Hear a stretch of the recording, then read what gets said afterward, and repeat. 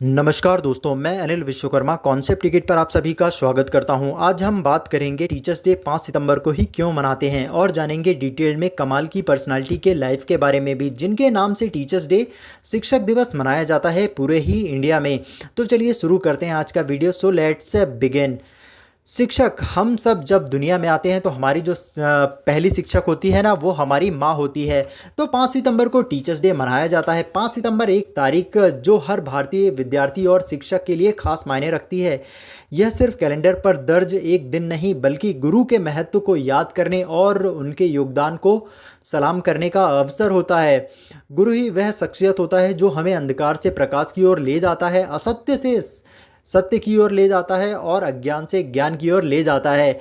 गुरु ही हमें सही और गलत का भेद भी सिखाता है। तो 5 सितंबर को डॉक्टर सर्वपल्ली राधाकृष्णन का बर्थडे होता है, तो इनके ही बर्थडे पर टीचर्स डे मनाया जाता है पूरे ही इंडिया में। अब जानते हैं राधाकृष्णन की कमाल की पर्सनालिटी के बारे में, इनकी एंटायर लाइफ जर्नी के बारे में कि ये कौन कौन से आखिर पदों पर रहे जिनके कारण इनको ये दर्जा मिला, इनके ही जन्म पर टीचर्स डे क्यों मनाया जा रहा है, ये सब हम देखेंगे। इनकी एंटायर लाइफ जर्नी में ये डिस्क्राइब होगा।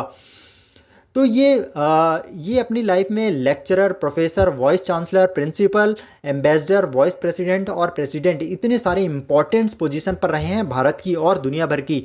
राधा कृष्णन के बारे में आप भी जानने के लिए काफ़ी ज़्यादा क्यूरियस हैं, और हो भी क्यों ना, होना भी चाहिए। अभी हम थोड़ी देर में इनके बारे में डिस्कस करेंगे डिटेल में। उससे पहले आप सब कमेंट्स में बताएं कि आपके फेवरेट टीचर कौन है और आखिर वो आपके फेवरेट टीचर क्यों बने। ये रीज़न भी आप कमेंट्स में ज़रूर बताइएगा। तो सर्वपल्ली राधाकृष्णन का जन्म 5 सितंबर 1888 में तिरुतानी मद्रास प्रेसिडेंसी में हुआ, जो अब तमिलनाडु का पार्ट है। इनका जन्म हिंदू ब्राह्मण फैमिली में होने से बचपन से ही इनको हिंदू रिचुअल्स, वैदिक नॉलेज, ओरिएंटल ट्रेडिशन के बारे में बताया और सिखाया गया। इनके पिता सर्वपल्ली वीरास्वामी और माता सीतम्मा थी। वीरास्वामी ब्रिटिश इंडिया में एक ऑफिसर हुआ करते थे, सबॉर्डिनेट रेवेन्यू डिपार्टमेंट में। पिताजी चाहते थे कि राधाकृष्णन प्रीस्ट वगैरह बने, इसलिए ही इनको हमारे धर्मों ग्रंथों का नॉलेज दिया गया था। तभी इनकी हिंदू ग्रंथों की नॉलेज और समझ बहुत ही कम उम्र में हो गई थी। इनकी जो प्राइमरी एजुकेशन है उसको केवी हाई स्कूल तिरुतानी में कराया गया, और राधाकृष्णन ने बहुत ही कम उम्र में संस्कृत, पाली, प्राकृत भाषा में अच्छी खासी पकड़ बना ली थी। हम कह सकते हैं कि इन लैंग्वेज पर इन्होंने महारथी हासिल कर ली थी। इनका झुकाव हिंदुज़्म की तरफ था, पर इन्होंने वेस्टर्न एजुकेशन को चुना और प्राइमरी एजुकेशन के बाद मिशनरी एजुकेशन इंस्टीट्यूशन तिरुपति में पढ़ाई की, जिससे इनको क्रिश्चियनिटी का भी एक्सपोजर मिला। राधाकृष्णन को multi cultural and multi religion exposure मिला इनकी लाइफ और फिलोसफी में, जो कि बहुत गहरा इम्पैक्ट डालती है इनमें।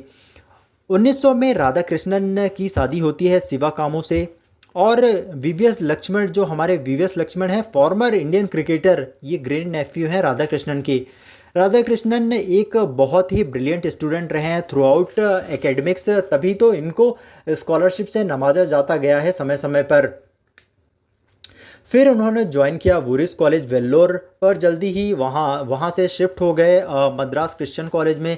यहाँ पर इन्होंने अपनी बैचलर्स एंड मास्टर्स की डिग्री हासिल करी फिलोसफी सब्जेक्ट में। एमए में इनका थीसिस था the ethics of the Vedanta and it's metaphysical prepositions था। जब यह थीसिस पेपर पब्लिश हुआ तो दुनिया भर में इनकी काफ़ी ज़्यादा चर्चा हुई और लोग इनके बारे में बातें करने लगे, आखिर ये कौन लड़का है जिसने इतना अच्छा थीसिस लिखकर तैयार कर दिया है, और इनका एक अलग ही फैन बेस बनकर तैयार हो गया। अब देखते हैं इनके करियर को एज अ टीचर। इनके करियर की जो शुरुआत है 1909 में हुई। मद्रास प्रेसिडेंसी कॉलेज के डिपार्टमेंट ऑफ फिलोसफी में इनको अपॉइंट किया गया था। 1918 में इन्होंने ज्वाइन किया as a professor philosophy university of Madras में।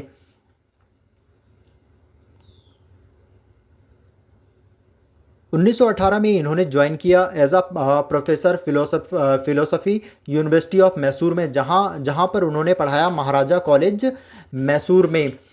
इसी समय इन्होंने बहुत सारे आर्टिकल्स लिखे, जिसमें critically acclaimed article the quest general of philosophy and the international journal of ethics रहा। और इस टाइम पर इन्होंने अपनी पहली किताब the philosophy of Rabindranath Tagore को कंप्लीट किया और ये 1918 में पब्लिश हुई। इनका मानना था कि टैगोर का दर्शन genuine manifestation of the Indian spirit है, जो कि सभी को पता होना ही चाहिए। इनकी दूसरी book the rain of religion in contemporary philosophy को 1920 में पब्लिश किया गया। इस समय तक वेस्ट भी इनकी फिलोसफी को रिकॉग्नाइज करने लगा था, क्योंकि ये वो भाषा बोलते थे जो वेस्ट समझ सकता था और जो भाषा लिखते थे वो वेस्ट कॉम्प्रिहेंस भी कर सकता था। हम इनको ग्रेट कम्युनिकेटर कहते हैं, क्योंकि इन्होंने डिस्कवर किया फिलोसॉफिकल लिंक्स सारे रिलीजन्स और थॉट्स में। इनकी अंडरस्टैंडिंग बहुत ही कमाल की थी। इन्होंने एंशिएंट इंडिया फिलोसफी को मॉडर्न इंडिया और वेस्ट को एक्सप्लेन किया, क्योंकि हर कोई पढ़ नहीं सकता। संस्कृत, पाली, प्राकृत भाषा में जो हमारे टेक्स्ट हैं और जो हमारे ग्रंथ वगैरह हैं उनको राधा कृष्णन ने बहुत ही इजी लैंग्वेज में एक्सप्लेन किया है। इनकी स्टाइल ने जियोग्राफिकल एंड रिलीजियस बाउंड्री को ब्रेक किया है। 1921 में इनको फिलोसफी का प्रोफेसर अपॉइंट किया गया कलकत्ता यूनिवर्सिटी के mental and moral science college Calcutta में, जहां इनको ब्रिटिश एम्पायर की दुनिया भर की यूनिवर्सिटीज़ का सम्मेलन हुआ। सितंबर 1926 हार्वर्ड यूनिवर्सिटी में इंटरनेशनल फिलोसफी सम्मेलन, वहाँ पर इन्होंने कलकत्ता यूनिवर्सिटी का सर्वपल्ली ने प्रतिनिधित्व किया, जहाँ पर लोगों को इनकी फिलोसफी के बारे में और अच्छे से जानने का मौका मिला, तो लोग और भी ज़्यादा प्रभावित हो गए और इनको बहुत सारे ऑफ़र देने लगे कि आप हमको ज्वाइन कर लो, हमारे यहाँ आकर लेक्चर वगैरह दो, क्योंकि दुनिया इनकी मुरीद जो हो गई थी इनकी समझ को देखकर फिलोसफी में। 1929 आते आते राधा कृष्णन इंग्लैंड शिफ्ट हो गए। वहाँ प्रिंसिपल के रूप में अपॉइंट हुए थे हैरिस मैनचेस्टर कॉलेज में। इसके बाद इन्होंने ऑक्सफोर्ड यूनिवर्सिटी में हैरिस मैनचेस्टर कॉलेज में जो लेक्चर दिया था ना आइडियल्स ऑफ लाइफ पर, जो कि बाद में एक बुक के रूप में पब्लिश हुआ, an idealist view of life के रूप में। 1929 में ही इन्होंने ऑक्सफोर्ड यूनिवर्सिटी में कंपैरेटिव रिलीजन के ऊपर भी लेक्चर दिया था। एजुकेशन में राधा कृष्णन लगातार ही एक्सेप्शनल काम करते आ रहे थे, तभी एजुकेशन में इनके काम को देखकर नाइटहुड की उपाधि दी गई थी 1931 में। इसके बाद नाइटहुड की उपाधि मिल जाती है तो आप क्या कर सकते हैं, इसके बाद आप अपने नाम के आगे सर लगा सकते हैं, सर राधा कृष्णन इनको बोला जा सकता था, पर इन्होंने ये प्रेफर नहीं किया। ये चाहते थे कि मेरा जो एकेडमिक का टाइटल है डॉक्टर, वही मैं लगाऊं इंडिपेंडेंस के बाद, जो कि वैसा ही किया डॉक्टर राधा कृष्णन ने। फिर वापस इंग्लैंड से भारत आए 1931 में और फिर आंध्रा यूनिवर्सिटी के वाइस चांसलर रहे 1931 से 1936 तक। 1936 में एज अ फेलो सिलेक्ट हुए ऑल सोल्स कॉलेज और वहाँ प्रोफेसर अपॉइंट हुए ऑक्सफोर्ड यूनिवर्सिटी में ईस्टर्न रिलीजियस एंड एथिक्स के। फिर 1937 में इनको नॉमिनेट किया गया नोबेल प्राइज़ के लिए लिटरेचर में। इनका नॉमिनेशन 1960 तक लगातार होता रहा नोबेल प्राइज़ के लिए।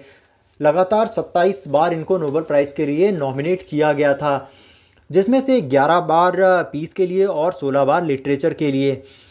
फिर 1939 में पंडित मदन मोहन मालवीय महामना ने BHU बनारस हिंदू विश्वविद्यालय के वाइस चांसलर के रूप में सर्वपल्ली को अपने उत्तराधिकारी के लिए आमंत्रित किया और फिर सर्वपल्ली ने वहां पर 1939 से लेकर 1948 तक BHU के वाइस चांसलर का कार्यभार भी संभाला।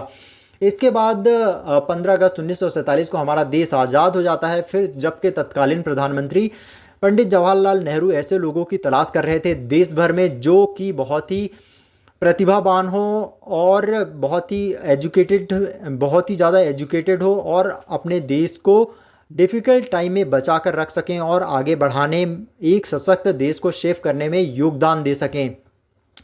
राधा कृष्णन को नेहरू ने बुलाया, जो कि ना तो पॉलिटिशियन थे, बस एक फिलोसोफर एजुकेटर थे।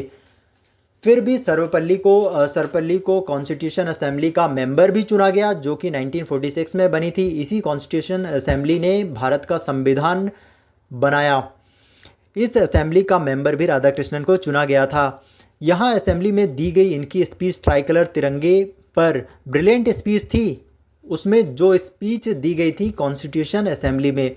फिर 1948 में यूनिवर्सिटी एजुकेशन कमीशन के चेयरमैन बने डॉक्टर राधाकृष्णन, और वहाँ पर एक कमीशन रिपोर्ट लिखी 1949 में, और उन्होंने इसका रोड मैप तैयार किया कि इंडिया की इंडिपेंडेंट यूनिवर्सिटीज़ कैसी होंगी, भारत के आज़ादी के बाद हमारी यूनिवर्सिटी कैसे होंगी और कैसे फंक्शन करेगी, ये बताया इन्होंने। फिर एज अ टीचर राधाकृष्णन बहुत ही ज़्यादा पॉपुलर थे, और स्टूडेंट इनको हमेशा फिलोसफिकल नॉलेज और गाइड के लिए हमेशा ही सर्वपल्ली की तरफ देखा करते थे। इनका एक कोट है जो कि काफ़ी ज़्यादा फेमस है, it is necessary each one of us should think the purpose of education is not merely physical fitness and mental alertness, it is growth in spiritual sensitivity. Unless we develop that kind of sensitivity, we cannot be regarded as properly educated। Radhakrishnan मानते थे कि right education solve कर सकती है बहुत सी problem society की जो हमारी सोसाइटी में अभी हैं। राधाकृष्णन को यूनेस्को में भेजा गया भारत का रिप्रेजेंटेटिव, जब भारत आज़ाद हो चुका था उसके बाद। फिर इनको एक असाइनमेंट दिया गया यूएसएसआर में एज ए एम्बेसडर।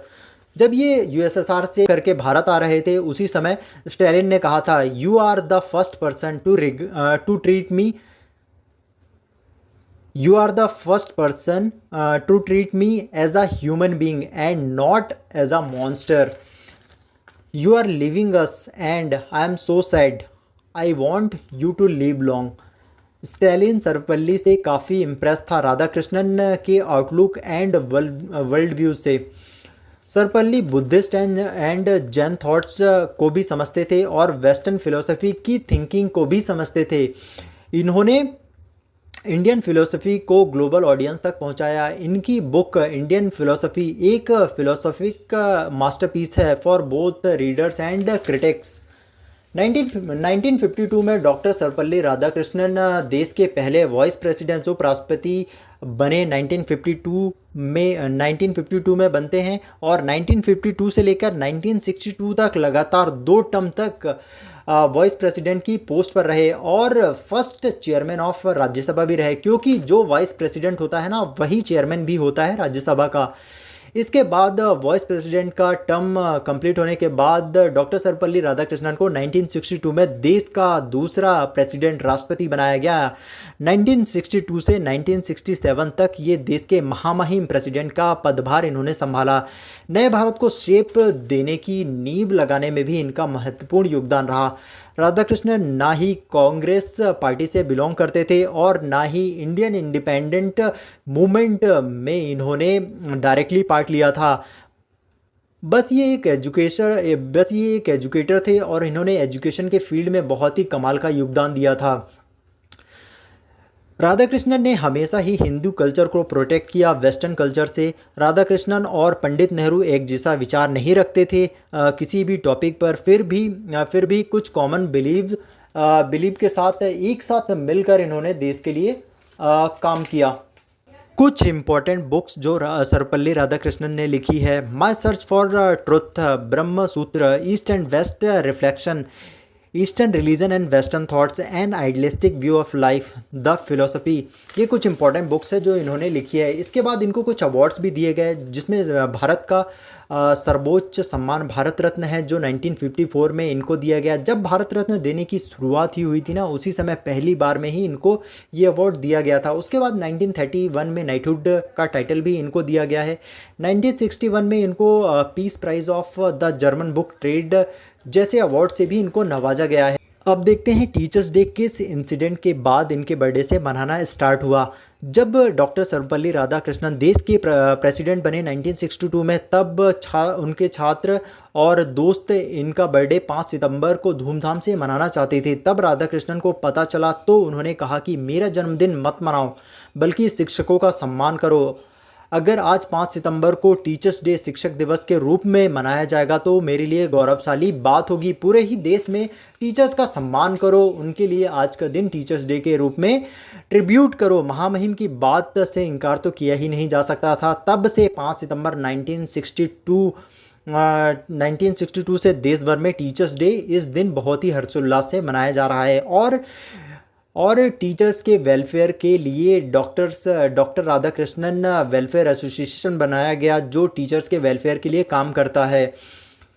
हमें टीचर्स की रिस्पेक्ट हमेशा ही करनी चाहिए। एक बहुत ही कमाल का इंसिडेंट है, जब 1914 में हमारे ग्रेट मैथमेटिशियन श्रीनिवास रामानुजन जब कैम्ब्रिज यूनिवर्सिटी जाने वाले थे पढ़ने के लिए, उससे पहले उन्होंने डॉक्टर सर्वपल्ली राधाकृष्णन की ब्लेसिंग्स आशीर्वाद लिया। समझ सकते हैं आप वो कितनी कमाल की हस्ती हुआ करते थे।